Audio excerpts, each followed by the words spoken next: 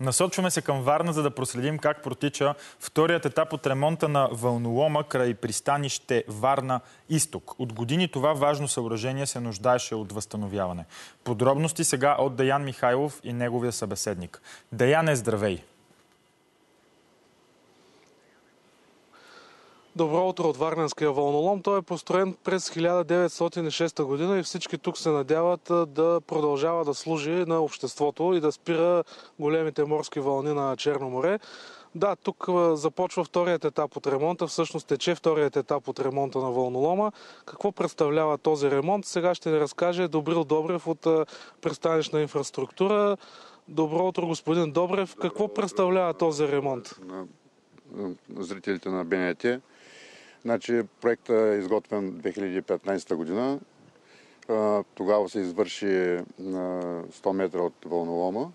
Се извършиха строително-монтажни работи. Сега в момента тече втория етап, който стига до километър 330. Най-общо казано, проектът представлява изграждане на каменно-насипна берма, двупластова или трипластова, в зависимост от дълбочината и дъното.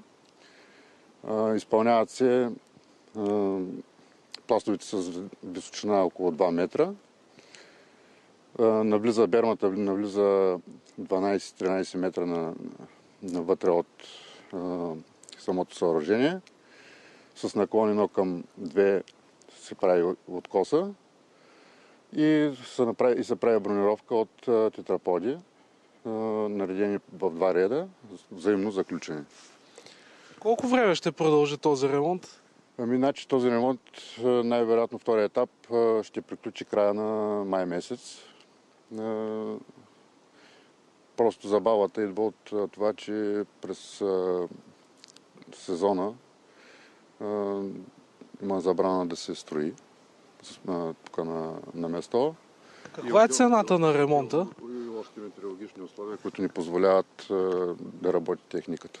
Каква е цената на ремонта и откъде ще бъдат осигурени средствата? Цената на втория етап на това, което се строи в момента, е около 14 милиона.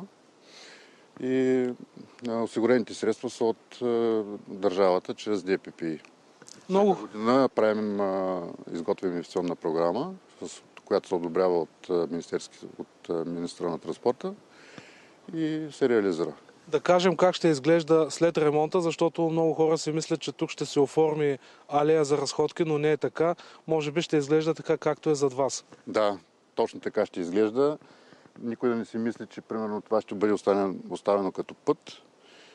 Значи конструкцията, която ще представлява накрая вълнолома, ще представлява в този момент. В момента е почнато да се изпълнява така, както до края на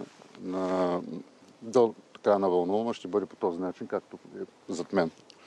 На какви вълни ще може да удържа този вълнолом?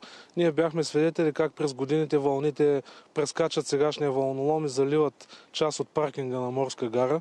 Значи изчисление на около 10 метра вълни да издържи. Като пак казвам, зависи от местото.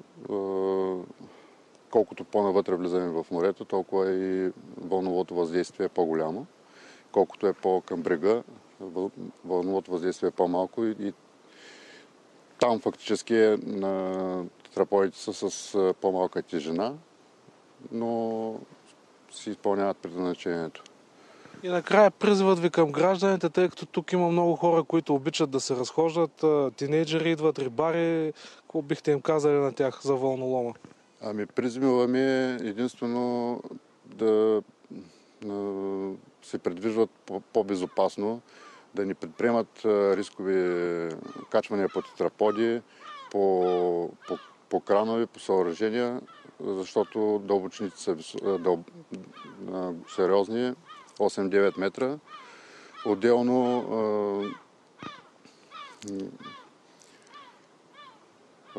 това все пак е хидротехническо съоръжение, а не е място за разходки. Сега вярвам, че гражданите на Варна разбирам, че това е знаково място за разходки, но все пак да спазват някакви техники на безопасност. Да, благодаря ви. Такава е ситуацията от Варненския вълнолом. Ремонтът продължава и през май месец най-вероятно ще приключи.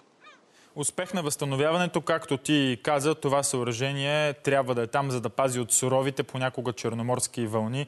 Благодаря ти много, Даяне.